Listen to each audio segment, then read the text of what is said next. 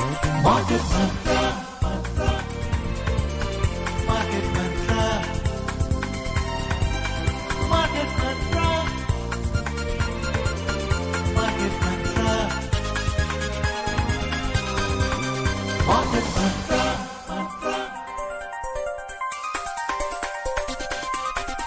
Market Mantra. Namaskar and welcome to Market Mantra, the program in which we give you a complete update on the economic, business and stock market news of the day. Well, I'm your anchor, Lalema Aneja Dank, and with me is my co-anchor, Amrish Saxena. नमस्कार। आर्थिक खबरों के कार्यक्रम market मंत्र के ताजा अंक में आपका स्वागत है। आधे घंटे के इस कार्यक्रम में हम हमेशा की तरह देश और दुनिया की चुनी हुई आर्थिक, कारोबारी और शेयर बाजार से जुड़ी खबरें लेकर हाजिर हैं। हमारे साथ खबरों पर चर्चा के लिए स्टूडियो में आमंत्रित हैं आर्थिक विशेषज्ञ उदयन रे। उदयन जी नमस्कार, कार्यक्रम में आपका स्वागत है। धन्यवाद। आइए आरंभ करते हैं अंग्रेजी में हेडलाइन से, जिसे लेकर मौजूद हैं लालिमा Aneeza dang. Thank you, Amrish. Yes, let's begin with the headlines.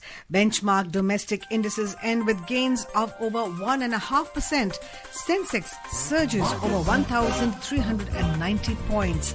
Nifty closes above 23,700. Mobile manufacturing units in India registered growth from 2 in 2014 to over 300, says Electronic and IT Minister Ashwini Vaishnav. And China announces imposition of retaliatory tariffs on US products. घरेलू share बाजार 1.5% से अधिक की तेजी के साथ बंद हुए। सेंसेक्स 1,390 अंकों को पार कर गया। निफ्टी 23,700 अंकों के ऊपर बंद हुआ। इलेक्ट्रॉनिक्स और सूचना प्रौद्योगिकी मंत्री अश्विनी वैष्णव ने कहा कि देश में मोबाइल मैन्युफैक्चरिंग इकाइयां 2014 की 2 से बढ़कर 300 इकाइयों तक पहुंच गई हैं और चीन ने जवाबी कार्रवाई में अमेरिकी उत्पादों पर शुल्क लगाने की घोषणा की।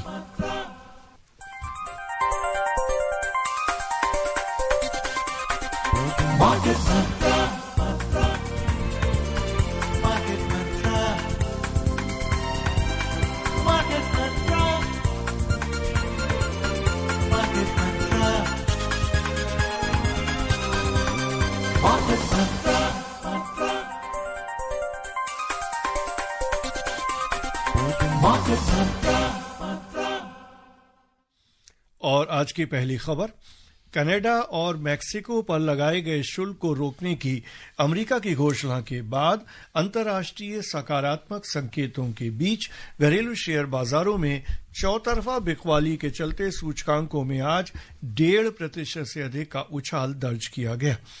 30 शेयरों पर आधारित बॉम्बे शेयर बाजार का सेंसेक्स 1,397 अंक यानी 1.81% की बढ़त के साथ 78,584 अंकों पर बंद हुआ। नेशनल स्टॉक एक्सचेंज का निफ्टी 378 अंक यानी 1.62% की तेजी के साथ 23,739 अंकों पर जा पहुंचा। बॉम्बे शेयर बाजार के व्यापक बाजार में भी महत्वपूर्ण बढ़त दिखाई दी। मिड कैप सूचकांक 1.3% से अधिक बढ़ा, जबकि स्मॉल कैप सूचकांक में बढ़त 1.2% की रही। All right, let's take a look at the stocks in detail now. Well, benchmark domestic equity indices today surged over 1.5% amid broad-based buying and positive global cues after the US paused planned tariffs on Canada and Mexico. The 30-share index at the Bombay Stock Exchange, Sensex, soared 1,397 points or 1.81% to close at 78,584. Similarly, the National Stock Exchange Nifty 50 rose 378 points or 1.62% to settle at 23,739. The broader market indices at BSE also ended with significant gains. The mid-cap index advanced over 1.3% and the small-cap index gained 1.2%. In the Sensex index, 24 out of 30 companies logged gains. Among the top gainers, Larsen & Toubro rose over 4.7%, Adani Ports advanced over 3.8%, and IndusInd Bank gained 3.5%. Meanwhile, in the top laggards, ITC Hotels tanked over 4.1%, Zomato shed more than 1.5%, and Nestle India dropped over 0.8%. In sectoral indices at the BSE, all sectors ended in positive territory except FMCG, which fell 0.13%. Among the top gainers, capital goods surged over 3.4%, industrials added almost 2.6%, and energy increased 2.5%. The overall market breadth at the BSE was positive as shares of 2,509 companies advanced and 1,410 declined, while 154 remained unchanged.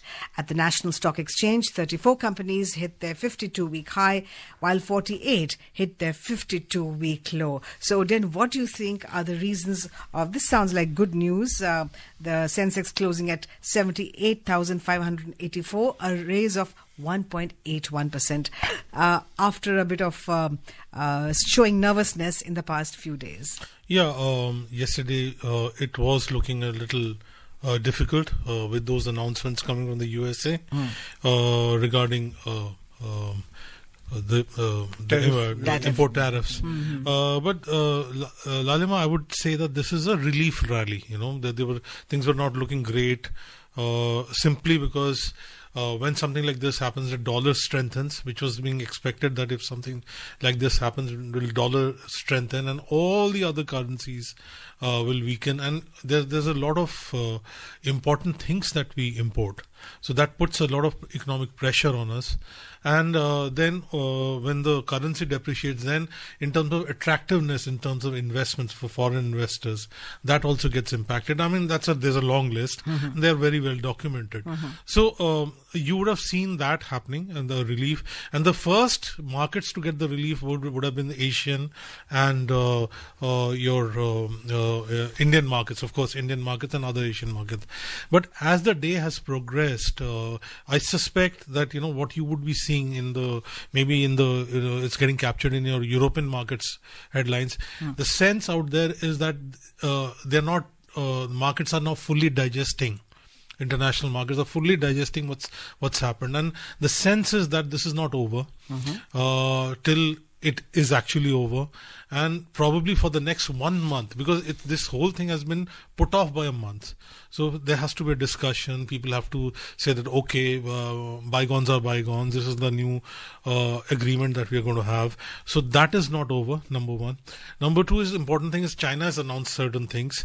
They want to have a conversation. US also wants to have a conversation. Let's not forget these are the number one and number two economies of the world. Right. So if they get into a messy fight, then it will be a problem. And this time, it's a little more than what was there in the previous administration of the current president, US president. So it's till this gets sorted out. Now, you can put any amount of time for this thing to get sorted out. Maybe the North American issue will get sorted out quicker. But US and China, it's probably is going to take time.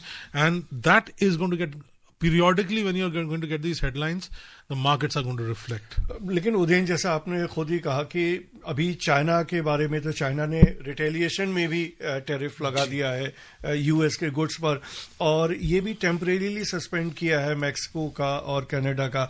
तो ऐसे में कोई ऐसी major relief जैसी तो कोई चीज थी नहीं, लेकिन फिर भी हमारे जो बाजार हैं उन्होंने बहुत ही पॉजिटिवली रिस्पॉन्ड किया और काफी उछाल. कई बार क्या होता है कि वो एक मोमेंटम के साथ, मतलब एक बार मार्केट का डायरेक्शन जब, जिसे एनिमल स्पिरिट्स कहते हैं, वो दोनों तरफ जा सकता है.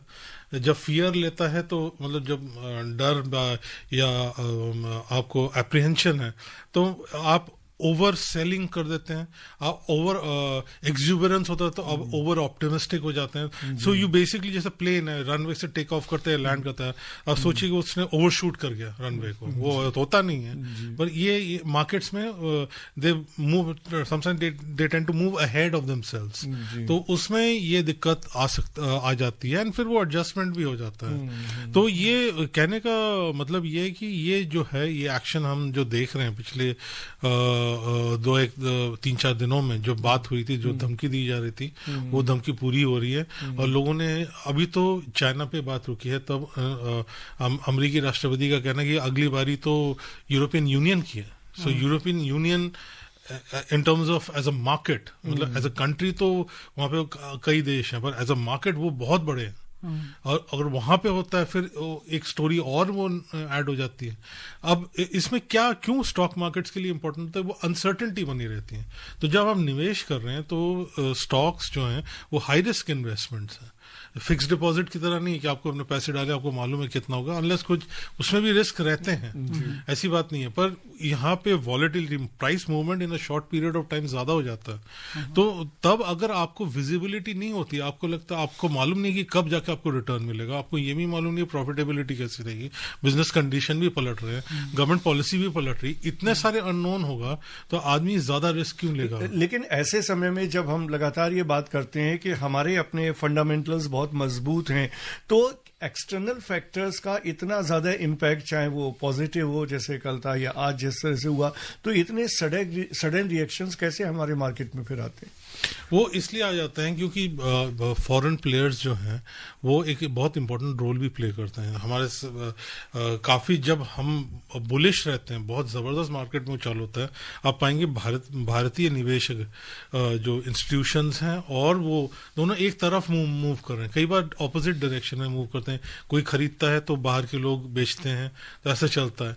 पर क्या होता है कि अगर कोई बड़ा player, group of large players वो बेच रहे हैं तो मार्केट के डायरेक्शन में तो इम्पैक्ट होगा, क्योंकि इंक्रीमेंटल फ्लो तो उनका जबरदस्त आ जाता है. तो उनका जो एक्सोडस बाहर जा रहा है उससे असर तो पड़ रहा है, इसमें कोई पर थैंक गॉड कि हमारे भारतीय निवेशक हैं वो असर आने नहीं दे रहे हैं. अगर ये आज से 20 साल पहले होता तो कहने की बात ही नहीं, कुछ और ही सब कुछ हिल जाता. हाँ, जी.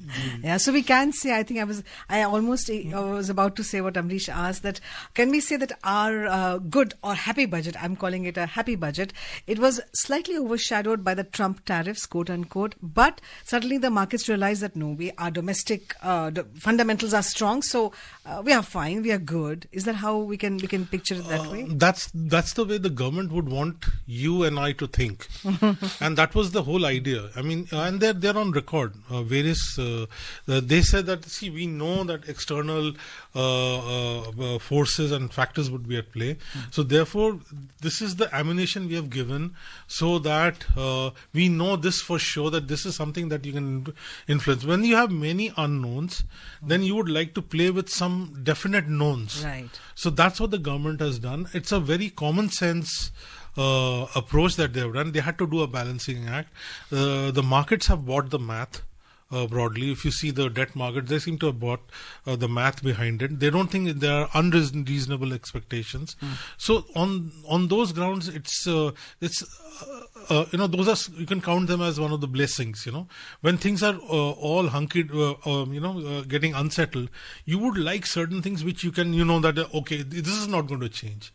So that there are few constants out there. Then you can deal with some of these things bit by bit, and you can have a strategy of dealing with it. A corollary question to this, sorry, Amrish, if I may ask, would be that now that it's when we look at the tariff war happening between US and China, we were visionary enough to foresee all this at some point, and we got down to the Atmanirbhar Bharat principle or mission much long back. And in the budget also, when we talk about semiconductors, when we talk about lithium batteries, that is also a sign that we are now trying to be self-sufficient, whether it's EV or whether it is solar cells, right? Briefly. Well, one of the things which, various government functionaries are on record, they're saying that in this budget and before that, the idea was, that all these things are happening and they are being anticipated.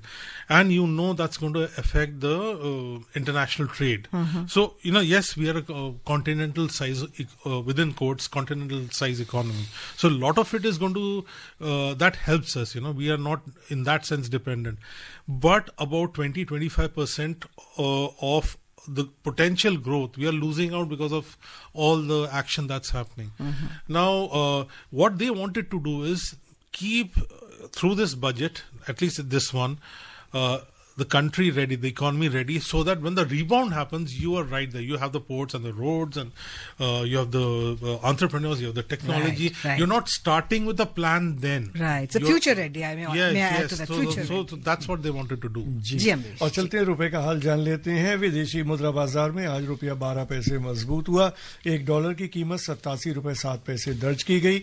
अमरीकी राष्ट्रपति Donald Trump द्वारा Mexico और Canada पर लगाए गए शुल्क को रोकने के बाद डॉलर इंडेक्स में गिरावट का असर रुपए पर दिखाई दिया। विश्व की 6 प्रमुख मुद्राओं के मुकाबले अमरीकी डॉलर की मजबूती को दर्शाने वाला डॉलर इंडेक्स दिन के कारोबार में 108.59 पर दर्ज किया गया। सो उदयन, जैसा कि आप बात कर रहे थे कि डॉलर की जिस तरह की कल कीमत के बाद आज नीचे आया, तो उससे कहीं ना कहीं रुपए को फायदा हुआ। तो रुपए की जो अभी मौजूदा कीमत है उसकी स्थिति को लेकर आप क्या कहना चाहेंगे? देखिए, रुपए तो दबाव में रहेगा जब तक ये पूरा टैरिफ वाला फिल्म चलता रहता है। तो ये जब तक ये पूरी इसका शो खत्म नहीं हो जाता, जो कि मुझे लगता है 5-6 महीने लगेंगे, आप पाएंगे कि both currency market, stock market and debt market सब में असर पड़ेगा। रुपए प्रेशर में जरूर रहेगा, पर मुझे ऐसा लगता है, आप कह सकते हैं कि मैं ऑप्टिमिस्टिक हूं कि रुपए फिर रिबाउंड करने के का भी पूरा चांस है, क्योंकि जैसे मार्केट्स अंडरस्टैंड करने लगेंगे कि टैरिफ्स का असर क्या पड़ रहा है, तो उसका असर जरूर डॉलर के ऊपर पड़ेगा एंड उससे आप पाएंगे कि रुपए में एक बेहतर पोजीशन आएगी, पर इन द नियर टर्म एक प्रेशर बना रहेगा। और एक अब अच्छी खबर, मोबाइल और इलेक्ट्रॉनिक मैन्युफैक्चरिंग में भारत ने बहुत ही महत्वपूर्ण उपलब्धि हासिल की है। इलेक्ट्रॉनिक्स और आईटी मंत्री अश्विनी वैष्णव ने कहा कि जहां 2014 में 2 मोबाइल मैन्युफैक्चरिंग यूनिट्स थीं, आज उनकी संख्या बढ़कर 300 हो गई है। और अगर वैल्यू की दृष्टि से देखें तो मोबाइल फोन की जो मैन्युफैक्चरिंग 2014 में 18,900 करोड़ रुपए थी, वो आज 2024 तक 4,22,000 करोड़ रुपए हो गई है। और निर्यात की दृष्टि से अगर हम देखें तो हम 1,29,000 करोड़ रुपए के मोबाइल फोन निर्यात कर रहे हैं। उदयन, आप क्या कहना चाहेंगे? बहुत ही महत्वपूर्ण उपलब्धि है मोबाइल मैन्युफैक्चरिंग के क्षेत्र में। बिल्कुल, ये इसमें कोई डाउट नहीं है। हम 10 साल पहले हमें आदत थी कि जो फोन आते थे वो बाहर से आते थे, या भारत में भी जो बनते थे बाहर का ज्यादा इन्फ्लुएंस होता था। ऐसा नहीं कि वो इन्फ्लुएंस बिल्कुल गायब हो गया, पर ये देखते हुए भी अच्छा लग रहा है कि आप इतना प्रोड्यूस कर रहे हैं। पर अमरीश, ये मैं कहना चाहूंगा, कई चीजें होती हैं उसका ना एक सिग्नलिंग इफेक्ट होता है। तो अगर आप एक एग्जाम्पल अगर दुनिया को सेट करना चाहते हैं कि हम कर सकते हैं, और खुद को और बाहर को, तो ये वो एग्जाम्पल है कि हम कर सकते हैं, हम करना चाहते हैं। ये देखिए स्टोरी है जी। जब आप कामयाब होते हैं तो दूसरे लोग, एंटरप्रेन्योर, उद्यमी जो होते हैं, दूसरे कंपनीज होते हैं, वो आके मिलता है, हाँ। दूसरे एरियाज में भी आ जाते हैं। तो रोल मॉडल्स का बहुत इंपॉर्टेंट रोल होता है बिजनेस में, क्योंकि एक सक्सेस स्टोरी को देख के दूसरे सक्सेस स्टोरीज फॉलो करते हैं। All right, let's move on. The government has said that it is planning to increase installed power generation capacity to 874 gigawatt by 2031-32. In a written reply in the Rajya Sabha, the Minister of State for Power, Shripad Naik, said at present installed power generation capacity is 462 gigawatt and there is adequate availability of power in the country.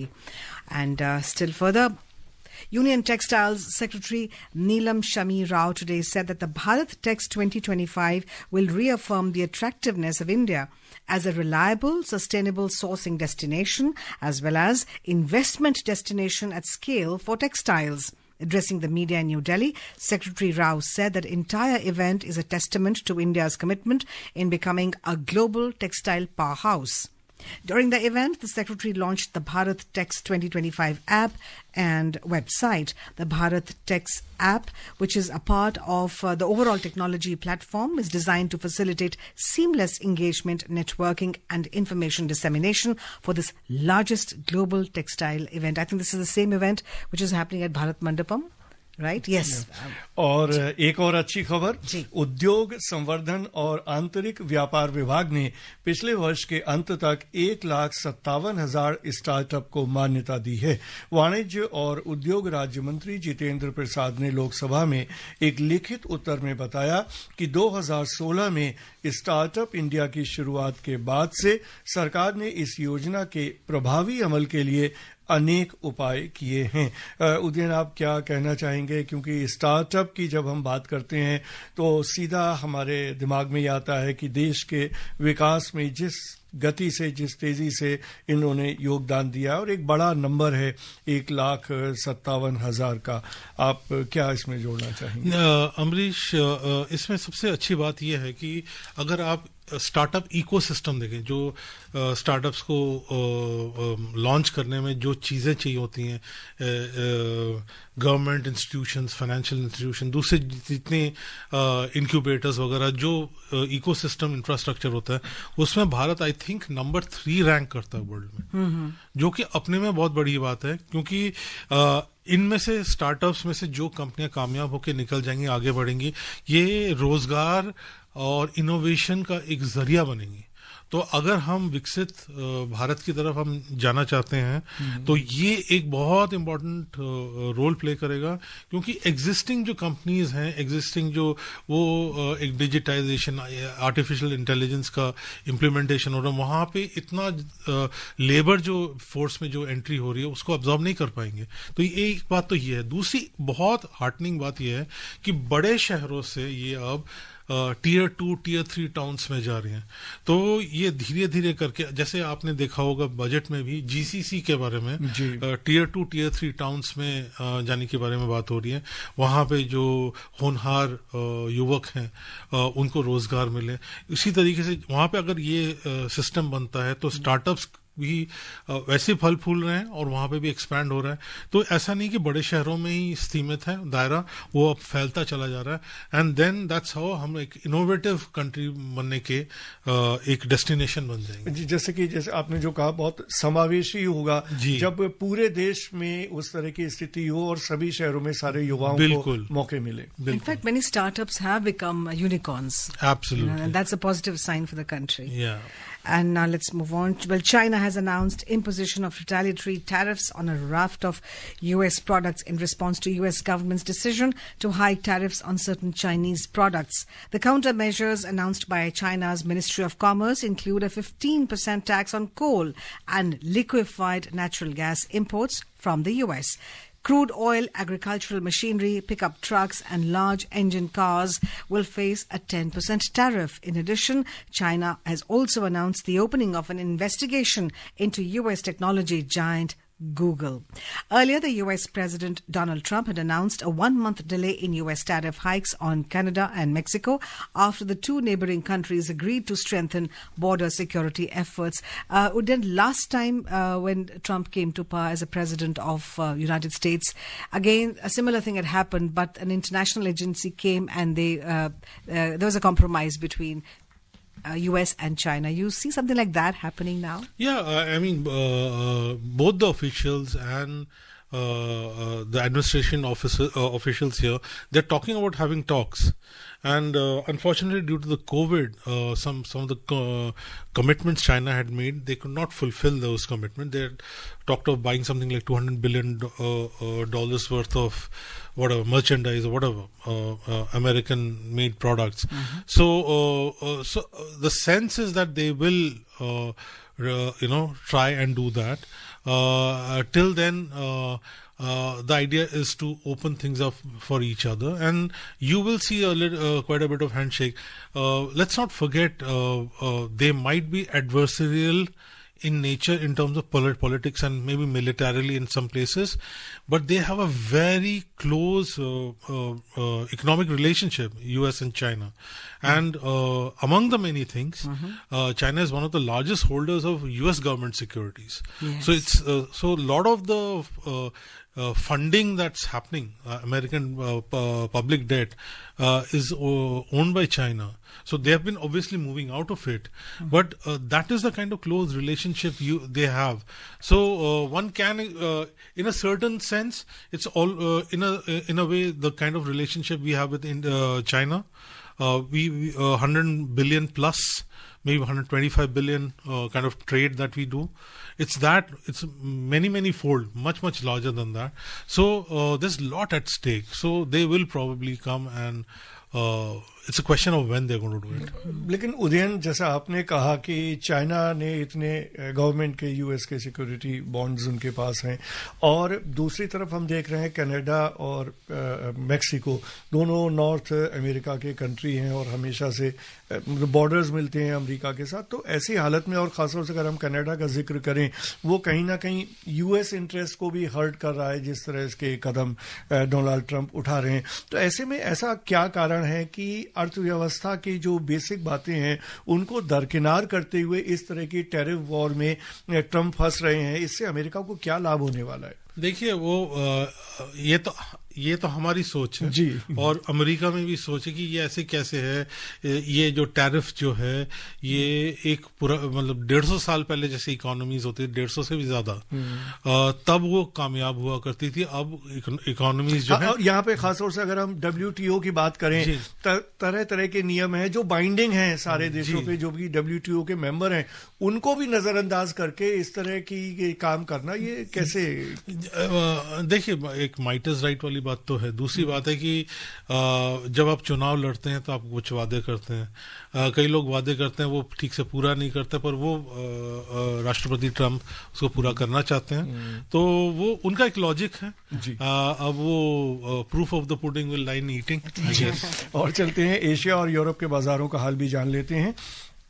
Asia के 5 प्रमुख बाजारों में से 3 में आज बढ़त दर्ज की गई. हांगकांग शेयर बाजार का हैंगसेंग इंडेक्स 2.7% से अधिक, दक्षिण कोरिया का कोस्पी इंडेक्स 1% से अधिक और जापान का निकेई 0.7% से अधिक बढ़ा.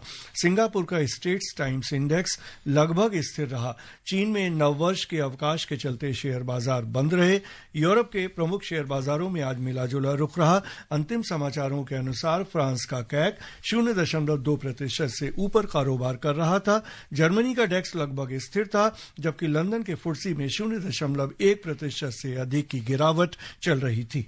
All right, let's take a look at the U.S. markets now. Well, the U.S. stocks ended in negative territory yesterday, but partly recovered from initial steeper losses as U.S. President Donald Trump delayed tariffs on Mexico. The tech-heavy nudged their composite slipped 1.2%. S&P 500 fell over 0.7%, and the Dow Jones Industrial Average lost 0.28%. A look at the oil prices now. Oil prices eased today. Brent crude was trading over 1.3% down at $74.95 per barrel, and WTI crude plunged over 2.1% to trade at around $71.59 per barrel when reports last came in. और चलते हैं सराफा बाजार का हाल जान लेते हैं. सराफा बाजार में सोना आज गिरावट के साथ कारोबार कर रहा था. अंतिम समाचार मिलने तक भारत में 24 कैरेट सोना 0.1% गिरकर 83,270 रुपए प्रति 10 ग्राम के स्तर पर था. वहीं चांदी 0.19% बढ़कर 94,730 रुपए प्रति किलोग्राम के स्तर पर दर्ज की गई. मल्टी कमोडिटी एक्सचेंज में अंतिम समाचार मिलने तक अप्रैल 2025 में आपूर्ति किए जाने वाले सोने का वायदा मूल्य 0.1% गिरकर 83,196 रुपए प्रति 10 ग्राम पर चल रहा था. वहीं चांदी मार्च 2025 में आपूर्ति की जाने वाली चांदी का वायदा मूल्य 0.17% बढ़कर 94,419 रुपए प्रति किलोग्राम पर चल रहा था. और चलते हैं कार्यक्रम की समाप्ति की ओर. इस कार्यक्रम में भाग लेने, उदयन प्रमुख खबरों पर चर्चा करने और हमारे श्रोताओं को बहुमूल्य जानकारी देने के लिए आपका बहुत बहुत धन्यवाद. धन्यवाद. All right, friends, let's close. But before we close, here's a reminder of the headlines. Benchmark domestic indices end with gains of over 1.5%. Sensex surges over 1,390 points. Nifty closes above 23,700. Mobile manufacturing units in India registered growth from 2 in 2014 to over 300, says Electronic and IT Minister Ashwini Vaishnav. And China announces imposition of retaliatory tariffs on US products. Well, friends, that's all we have for you in this edition of Market Mantra. This is myself, Lalema Aneja Dang, and my co-anchor, Namaskar, Amrish Saxena. Amrish Saxena, signing off. Namaskar. Market Mantra.